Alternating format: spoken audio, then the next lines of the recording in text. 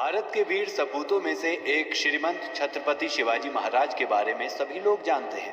बहुत से लोग इन्हें हिंदू हृदय सम्राट कहते हैं तो कुछ लोग इन्हें मराठा गौरव कहते हैं, जबकि वे भारतीय गणराज्य के महानायक थे। छत्रपति शिवाजी महाराज का जन्म 19 फरवरी 1630 में मराठा परिवार में हुआ। कुछ लोग 1627 में उनका जन्म बताते हैं। उनका पूरा नाम शिवाजी भोसले था। शिवाजी महाराज का जन्म शिवनेरी दुर्ग में हुआ था। शिवाजी के पिता का नाम शाहजी भोसले तथा माता का नाम जीजाबाई था। छत्रपति शिवाजी महाराज बचपन से ही बहुत निडर और साहसी थे। शिवाजी का बचपन उनकी माता जीजाबाई के मार्गदर्शन में बीता। जीजाबाई ने शिवाजी महाराज को रामायण, पुराण, कुरान कई सारे ग्रंथ पढ़ाए। शिवाजी ने बचपन से ही राजनीतिक और युद्ध की शिक्षा प्राप्त कर ली थी। माना जाता है कि शिवाजी महाराज के पहले गुरु दादाजी कोंडदेव थे। शिवाजी महाराज का बचपन से ही सपना था कि वो पूरे हिंदुस्तान में हिंदवी स्वराज ला सकें।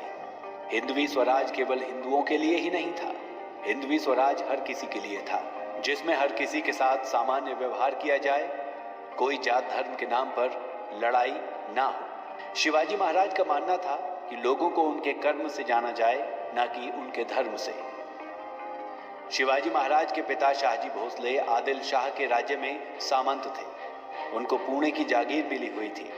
बचपन से ही शिवाजी महाराज युग के वातावरण और घटनाओं को भली प्रकार समझने लगे थे। शासक वर्ग की करतूतों पर वे झल्लाते थे और बेचैन हो जाते थे। उनके बाल हृदय में स्वाधीनता की लौ प्रज्वलित हो गई थी।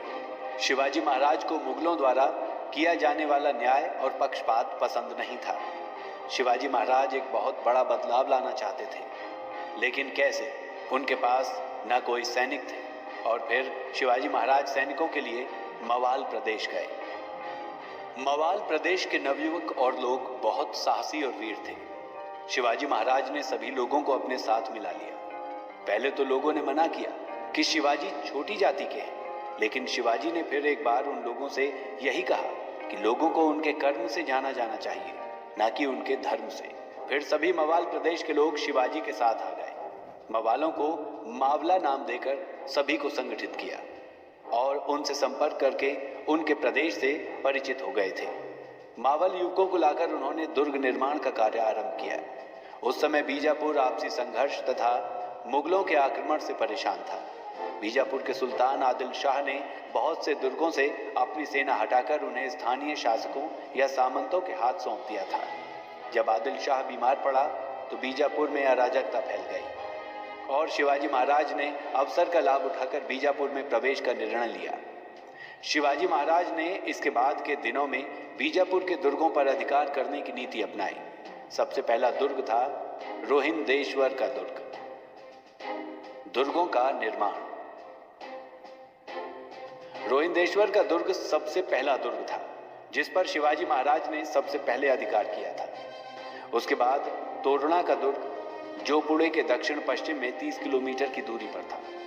शिवाजी ने सुल्तान आदिल शाह के पास अपना दूत भेजकर खबर भिजवाई कि वो पहले किलेदार की तुलना में बेहतर रकम देने को तैयार हैं और ये क्षेत्र उन्हें सौंप दिया जाए। उन्होंने आदिल शाह के दरबारियों को पहले ही रिश्वत देकर अपने पक्ष में कर लिया था और अपने दरबारियों की सलाह के मुताबिक आदिल शाह ने शिवाजी महाराज को उस दुर्ग का अधिपति बना दिया।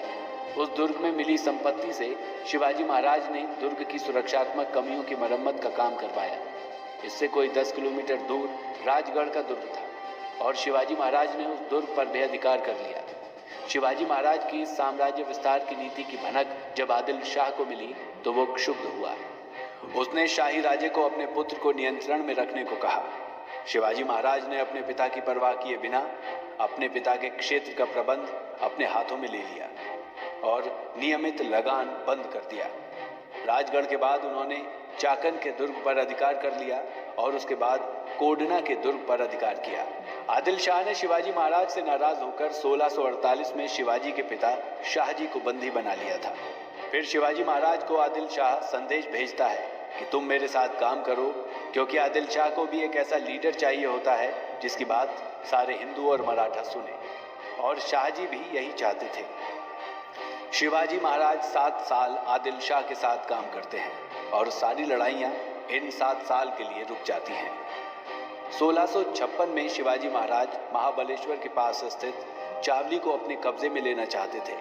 इसलिए शिवाजी महाराज यशवंतराव चंद्रराव मोरे को संदेश भेजते हैं कि आप अपना राज्य हमें दे दें, हम लड़ाई नहीं चाहते हैं। लेकिन यशवंतराव चंद्रराव मोरे नहीं माना। तो फिर शिवाजी महाराज चावली पर हमला करते हैं और चावली को जीत लेते हैं। ये बात जब आदिल खान को पता लगती है तो वो बहुत नाराज हो जाता है और अल्फज खान को सैनिकों के साथ शिवाजी पर हमला करने के लिए भेजता है। उसी समय में ही आदिल खान और औरंगजेब की लड़ाई चल रही होती है। औरंगजेब शिवाजी महाराज को पत्र भेजता है कि तुम मेरे साथ आ जाओ, तुम्हारे पास जो किले और राज है वो तुम्हारे ही रहेंगे। लेकिन शिवाजी महाराज औरंगजेब के प्रस्ताव को मना कर देते हैं। अब्दुल्लाह भटारी यानी अफजल खान को शिवाजी के विरुद्ध भेजा। अफजल ने 1,20,000 सैनिकों के साथ 1659 में कूच किया। तुलजापुर के मंदिरों को नष्ट करता हुआ वो सतारा के 30 किलोमीटर उत्तरवाई शिरवल के नजदीक तक आ गया, पर शिवाजी प्रतापगढ़ के दुर्ग पर ही रहे। अफजल खान ने अपने दूत कृष्णजी भास्कर को संधि वार्ता के लिए भेजा। उसने उसके मार्फत ये संदेश भिजवाया कि अगर शिवाजी बीजापुर की अधीनता स्वीकार कर लें तो सुल्तान उसे उन सभी क्षेत्रों का अधिकार दे देंगे जो शिवाजी के नियंत्रण में है। साथ ही शिवाजी को बीजापुर के दरबार में एक सम्मानित पद प्राप्त होगा। हालांकि शिवाजी के मंत्री और सलाहकार उस संधि के पक्ष में थे, पर शिवाजी को यह वार्ता रास नहीं आई। उन्होंने कृष्णजी भास्कर को उचित सम्मान देकर अपने दरबार में रख लिया और अपने दूत गोपीनाथ को वस्तु स्थिति का जायजा लेने अफजल खान के पास भेजा। गोपीनाथ और कृष्णजी भास्कर से शिवाजी को ऐसा लगा कि संधि का षड्यंत्र रचकर अफजल खान शिवाजी को बंदी बनाना चाहता है। अतः उन्होंने युद्ध के बदले अफजल खान को एक बहुमूल्य उपहार भेजा और इस तरह अफजल खान को संधि वार्ता के लिए राजी किया। संधि स्थल पर दोनों ने अपने सैनिक घात लगा कर रखे थे। मिलने के स्थान पर जब दोनों मिले तब अफजल खान ने अपने कटार से शिवाजी पे वार किया। बचाव में शिवाजी ने अफजल खान को अपने वस्त्रों वाघन खो यानी शेर का नाखून से मार दिया। स्पष्ट रूप से किसी भी ऐतिहासिक किताब में ये नहीं बताया गया है कि पहला हमला कौन करता है। 10 नवंबर 1959। अफजल खान की मृत्यु के बाद शिवाजी ने पनहाला के दुर्ग पर अधिकार कर लिया। इसके बाद पवनगढ़ और वसंतगढ़ के दुर्गों पर अधिकार करने के साथ ही साथ उन्होंने रुस्तम खान के आक्रमण को विफल भी किया। इससे राजापुर तथा दावुल पर भी उनका कब्जा हो गया। अब बीजापुर में आतंक का माहौल पैदा हो गया और वहां के सामंतों ने आपसी मतभेद भुलाकर शिवाजी पर आक्रमण करने का निश्चय किया। 2 अक्टूबर 1965 को बीजापुर सेना ने पनहाला दुर्ग पर अधिकार कर लिया। शिवाजी संकट में फंस चुके थे, पर रात्रि के अंधकार का लाभ उठाकर वो भागने में सफल रहे। बीजापुर के सुल्तान ने स्वयं कमान संभालकर पनहाला पवनगढ़ पर अपना अधिकार वापस ले लिया, राजापुर को लूट लिया और श्रृंगारगढ़ के प्रधान को मार डाला। इसी समय कर्नाटक के सिद्धि जौहर के विद्रोह के कारण बीजापुर के सुल्तान ने शिवाजी के साथ समझौता कर लिया। इस संधि में शिवाजी के पिता शाहजी ने मध्यस्थता का काम किया। सन 1962 में हुई इस संधि के अनुसार शिवाजी को बीजापुर के सुल्तान द्वारा स्वतंत्र शासन की मान्यता मिली। इसी संधि के अनुसार उत्तर में कल्याण से लेकर दक्षिण के पोंडा तक 250 किलोमीटर का और पूर्व में इंदापुर से लेकर पश्चिम में दावुल तक 150 किलोमीटर का भूभाग शिवाजी के नियंत्रण में आ गया। शिवाजी की सेना में इस समय तक 30,000 पैदल और 1,000 घुड़सवार हो गए थे। छत्रपति शिवाजी महाराज तलवारबाजी में जितने निपुण थे, वो चरित्र के भी उतने ही धनी थे। अपने चरित्र और तलवार को उन्होंने कभी दागदार नहीं होने दिया। एक बार शिवाजी के वीर सेनापति ने कल्याण का किला जीता। हथियारों के जखीरे के साथ साथ उनके हाथ अकूत संपत्ति भी लगी। एक सैनिक ने मुगल किलेदार की बहू को, जो देखने में काफी सुंदर थी, सेनापति के सामने पेश किया। वो सेनापति उस नवयौवना के सौंदर्य पर मुग्ध हो गया। सेनापति ने शिवाजी महाराज को वो महिला बतौर नजराना भेंट करने की ठानी। सेनापति उस नवयौवना को एक पालकी में बिठाकर शिवाजी महाराज के दरबार में पहुंचा। शिवाजी महाराज उस समय अपने सेनापतियों के साथ शासन व्यवस्था के संबंध में विचार विमर्श कर रहे थे। युद्ध में जीतकर आए सेनापति ने शिवाजी महाराज को प्रणाम किया और कहा, महाराज, कल्याण से जीत कर लाई गई एक चीज आपको भेंट करना चाहता हूँ। ये कहकर उसने पालकी की ओर इंगित किया। शिवाजी महाराज ने ज्यों ही पालकी का पर्दा उठाया तो देखा उसमें एक सुंदर मुगल नवयौवना बैठी है। शिवाजी महाराज का शीश लज्जा से झुक गया। इसके बाद अपने सेनापति को डांटते हुए उन्होंने कहा, तुम मेरे साथ रहते हुए भी मेरे स्वभाव को समझ नहीं सके। शिवाजी दूसरे की माता बेटियों को अपनी मां के समान मानते हैं। बिना विलंब किए इन्हें ससम्मान इनकी माता के पास छोड़ा। कहा तो वो अपने आप को इनाम का हकदार समझ रहा था और नसीब हुई तो सिर्फ शिवाजी महाराज की फटकार। सेनापति शिवाजी महाराज के इस व्यवहार से काफी अचंभित हुआ। मुगल सूबेदार की बहू को उसके घर पहुंचाने के सिवाय उसके पास कोई चारा नहीं था, लेकिन इसके साथ वो शर्मिंदा भी हुआ। उसने शिवाजी महाराज के चरित्र को पहचाना। मुगल खेमे की महिला को पूरी इज्जत के साथ उसके खेमे तक पहुंचा दिया गया। 1656 को बीजापुर के सुल्तान आदिल शाह की मृत्यु हो गई। इसके बाद बीजापुर में अराजकता का माहौल पैदा हो गया। इस स्थिति का लाभ उठाकर औरंगजेब ने बीजापुर पर आक्रमण कर दिया और शिवाजी ने औरंगजेब का साथ देने की बजाय उस पर धावा बोल दिया। उनकी सेना ने जुन्नार नगर पर आक्रमण कर ढेर सारी संपत्ति के साथ 200 घोड़े लूट लिए। अहमदनगर से 700 घोड़े, 4 हाथी के अलावा उन्होंने गुंडा तथा रेसिन के दुर्ग पर भी लूटपाट मचाई। इसके परिणाम स्वरूप औरंगजेब शिवाजी से खफा हो गया और मैत्री वार्ता समाप्त हो गई। उत्तर भारत में बादशाह बनने की होड़ खत्म होने के बाद औरंगजेब का ध्यान दक्षिण की तरफ गया। वो शिवाजी की बढ़ती प्रभुता से परिचित था और उसने शिवाजी पर नियंत्रण रखने के उद्देश्य से अपने मामा शाइस्ता खां को दक्षिण का सूबेदार नियुक्त किया। शाइस्ता खां अपने 1,50,000 फौज लेकर सुपन और चाकन के दुर्ग पर हमला कर दिया, जिसमें बहुत सारे सैनिकों को मार डाला और औरतों बच्चों को भी नहीं छोड़ा। शिवाजी महाराज किसी तरह से वहां से बच निकलने में कामयाब हो गए। शाइस्ता खां ने 3 साल तक मावल में लूटमार की। एक रात शिवाजी ने अपने 350 मावलों के साथ बारातियों के भेष में उसके किले में घुस गए और उन पर हमला कर दिया। शाइस्ता खां तो खिड़की के रास्ते बच निकलने में कामयाब रहा, पर उसे इसी क्रम में अपनी 4 उंगलियों से हाथ धोना पड़ा। शाइस्ता खां के पुत्र अबुल फतह तथा 40 रक्षकों और अनगिनत सैनिकों का कत्ल कर दिया गया। यहाँ पर मराठों ने अंधेरे में स्त्री पुरुष के बीच भेद न कर पाने के कारण खान के जनान खाने की बहुत सी औरतों को मार डाला था।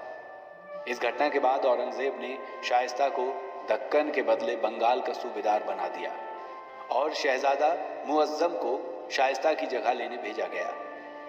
सूरत में लुटियंस जीत से शिवाजी की प्रतिष्ठा में वृद्धि हुई। 6 साल शाइस्ता खां ने अपनी 1,50,000 फौज लेकर राजा शिवाजी महाराज का पूरा मुल्क जलाकर तबाह कर दिया। इसलिए उस पर हर्जाना वसूल करने के लिए शिवाजी ने मुगल क्षेत्रों में लूटपाट मचाना आरंभ किया। सूरत उस समय पश्चिमी व्यापारियों का गढ़ था और हिंदुस्तानी मुसलमानों के लिए हज पर जाने का द्वार। ये एक समृद्ध नगर था और इसका बंदरगाह बहुत महत्वपूर्ण था। शिवाजी ने 4,000 की सेना के साथ 1664 में 6 दिनों तक सूरत के धनाढ्य व्यापारियों को लूटा। आम आदमी को उन्होंने नहीं लूटा और फिर लौट गए। एक घटना का जिक्र डच तथा अंग्रेजों ने अपने लेखों में किया है। उस समय तक यूरोपीय व्यापारी भारत तथा अन्य एशियाई देशों में बस गए थे। नादिर शाह के भारत पर आक्रमण करने तक 1739 किसी भी यूरोपीय शक्ति ने भारतीय मुगल साम्राज्य पर आक्रमण करने की नहीं सोची थी।